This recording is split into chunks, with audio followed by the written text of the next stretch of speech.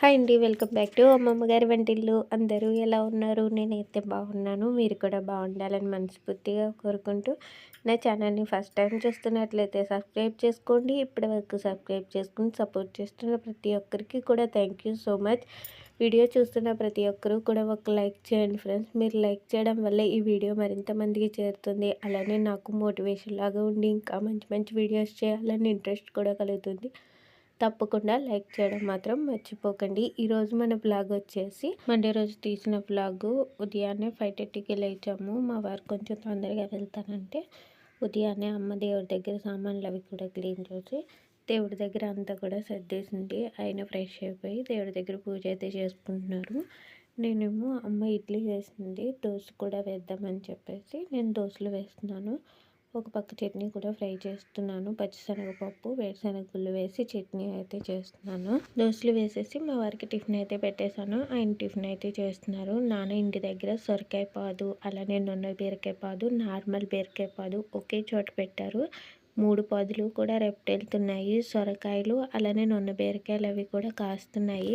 Normal బీరకాయ పాదు కొంచెం చిన్నగా ఉంది. అది కూడా కాయలు కాస్తుందంట, కానీ ఇప్పుడు కాయలు అయితే లేవు. నొన్న బీరకాయలు, సొరకాయలు అయితే ఉన్నాయి. ఇంకా మా వారు టిఫిన్ అది చేసేసి రెడీ అయిపోయి ఇంటికైతే బయలుదేరిపోయారు. నాన్న ఇంటి దగ్గర తవలపాకుల పాదు కూడా వేశారు. ఎప్పుడైనా పూజలకి, గుళ్ళకి అది తీసుకెళ్ళాలన్నా బయట కొనుక్కొని తెచ్చుకునే పని లేకుండా ఇంటి దగ్గరే కోసుకొని దేవుడి దగ్గర అది కూడా పెట్టుకోవచ్చు. చిట్టి చిట్టి వంకాయలు కూడా కాస్తున్నాయి. ఈ వంకాయలతో గుత్తి వంకాయ కూర వండుకొని తింటే టేస్ట్ చాలా బాగుంటుంది. వంకాయల చెట్టు నిరుడు వేశారు. ఆ చెట్టు అలానే ముందు ఆకులన్నీ కూడా రాలిపోయాయి. మళ్ళీ చిగురించి ఇప్పుడు మళ్ళీ కాయలు కాస్తున్నాయి. హైదరాబాద్ నుంచి మా అక్క వాళ్ళ అబ్బాయి అయితే వచ్చాడు. మా అక్క రాకుండా హాలిడేస్కి తను ఉంటానని చెప్పేసి వాళ్ళ నాన్నమ్మతో ఊరికైతే వచ్చాడు. వాడు ఈ ఏజ్లో చాలా గ్రేటు. నేనైతే మా అమ్మను వదిలి అస్సలు ఎక్కడికి వెళ్ళేదాన్ని కాదు, అసలు ఉండేదాన్నే కాదు. తోడుగా మా అమ్మ వస్తేనే వెళ్ళేదాన్ని. ఒక 15 ఇయర్స్ అలా వచ్చిన తర్వాత అమ్మమ్మ వాళ్ళ ఇంటికి వెళ్ళి అక్కడ ఉండేదాన్ని. చిన్నప్పుడైతే అస్సలు విడిచిపెట్టి ఉండేదాన్ని కాదు. మా దొడ్డవాళ్ళు రేపు పెళ్ళైతే ఎలా ఉంటావో కానీ ఇప్పుడు మాత్రం అమ్మను విడిచిపెట్టి మాత్రం ఉండవు అంటూ ఉండేవారు. ఇంకా కూరగాయలు వచ్చాయి. ఆయన దగ్గర క్యారెట్ అది బాగుంటుందని క్యారెట్ తీసుకుని ఇంక ఇంటికి వచ్చేసి ఫ్రెష్ అయిపోయి దేవుడి దగ్గర పూజ అయితే చేసుకున్నాను. వాడితో ఆడుతూ ఉంటే టైం కూడా తెలియలేదు. 11 అయిపోయింది. ఇంక ఫాస్ట్గా పూజ చేసుకొని టిఫిన్ అయితే చేశాను. అమ్మ ఈరోజు లంచ్లోకి ఆనపకాయ పప్పు అలానే బీరకాయ ఫ్రై చేస్తుంది. మా కుందూరు అత్తయ్య వాళ్ళ ఊర్లో చెరువులో చేపలు పడుతున్నారంటే అక్కడ వాళ్ళు చేపలు తీసుకొని మాకు ఒక చిన్న చేప అయితే పంపించింది. ఈరోజు సోమవారం కదా, ఎవరం తినము. అందుకని అమ్మ నీట్గా క్లీన్ చేసేసి ముక్కలు కోసేసి ఫ్రిడ్జ్లో అయితే పెట్టేస్తుంది. లంచ్ టైం అయిపోయిందని చెప్పేసి లంచ్ అయితే చేసేస్తున్నాను. మా నాన్నగారికి అయితే ఈరోజు పప్పు ఆనపకాయ నచ్చలేదు, బీరకాయ ఫ్రై కూడా నచ్చలేదు. పప్పు ఆనపకాయ ఏమో అమ్మ పప్పు అది ఉడకబెట్టేసింది, తాలింపు అయితే నేను వేశాను. బీరకాయ ఫ్రై కూడా నేనే చేశాను. ఏమో ఎందుకు ఈరోజు వంట మీద అంత ఇంట్రెస్ట్ అనిపించలేదు, అందుకే అంతగా కుదరలేదు. సండే వెళ్ళి ఇట్టే మండే వచ్చేసింది. అప్పుడే వెళ్ళిపోవాలా అని కొంచెం లోపల బెంగ అయితే వచ్చింది.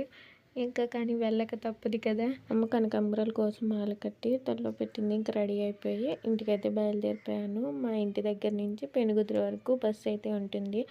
అక్కడ వరకు బస్ మీద వచ్చేసి అక్కడి నుంచి కరపకి ఆటో ఎక్కేసాను. అక్కడి నుంచి మా వారైతే ఇంటికి తీసుకొచ్చేస్తున్నారు.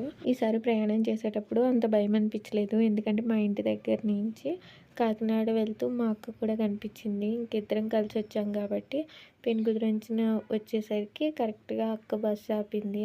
నాకు కొత్త కదా, ఇంకా పెనుగుద్రంతిని ఎక్కడ దాటేస్తానో అని చెప్పేసి దగ్గరికి వచ్చి కొలిది కంగారు వచ్చేసేది. ఈసారి అలా కంగారు పడలేదు. ఇంటికి వచ్చేసిన తర్వాత యథావిధిగా నా పనులు అయితే స్టార్ట్ అయిపోయాయి. ఫస్ట్ వాకలు తుడిచేసుకొని కళ్ళపు చింపుకొని ముగ్గు వేసేసుకున్నాను. ఆ తర్వాత పెరుగు లేదని చెప్పేసి పాలు మరగపెట్టేసి కొన్ని పెరుగు తోడు పెట్టడం కోసం ఒక గ్లాస్లోకి తీసేసి మిగతా పాలని ఆయనకి టీ అయితే పెట్టేసి ఇచ్చేసాను. రేపు మంగళవారం కదా, దేవుడి సామాన్లు క్లీన్ చేసేసుకుంటే ఉదయానికి కంగారు ఉండదని చెప్పేసి దేవుడి సామాన్లు కూడా క్లీన్ చేసేసుకొని ఒక పొడిగుడ్డ పెట్టుకుని నీట్గా తుడిచేసుకొని దేవుడి గదిలో టీవీ దగ్గర టేబుల్ మీద ఇలా సైడ్కి ఆరబెట్టేసుకున్నాను. ఈరోజు టిఫిన్ వచ్చేసి వర్ణకు ఉప్మా అయితే చేశాను. తాలింపు పెట్టేసాను, ఇంకా అయిపోవచ్చింది. ఇంకొంచెం మగ్గితే పలుకు లేకుండా పూర్తిగా మగ్గిపోతుంది. ఉప్మా మగ్గేలోపు మా వారి కోసం మజ్జిగ అయితే కలుపుతున్నాను. ఉప్మా తిన్నప్పుడు కొంచెం వేడి చేస్తుంది, అందుకు వేడి చేయకుండా ముందు జాగ్రత్తగా చలవ చేయడం కోసం కొంచెం మజ్జిగ కూడా తాగుదామని మజ్జిగ అయితే కలుపుతున్నాను. ఉప్మా మగ్గిపోయిన తర్వాత వేడివేడిగా మా వారికి వడ్డించేసి నేను కూడా టిఫిన్ అయితే చేసేస్తున్నాను. నాకు వర్ణకు ఉప్మాలో పచ్చడి లేకపోతే అస్సలు దిగదు, అందుకని కొంచెం కోరుడు పచ్చడి వేసుకొని, నాకు వర్ణకు ఉప్మా అంటే చాలా ఇష్టం కాబట్టి ఇష్టంగా ఎంజాయ్ చేస్తూ తినేస్తున్నాను. ఈ వ్లాగ్ని ఇక్కడితో ఎంజాయ్ చేస్తున్నాను. ప్లీజ్ వీడియో నచ్చినట్లయితే లైక్ చేయండి. Thank you.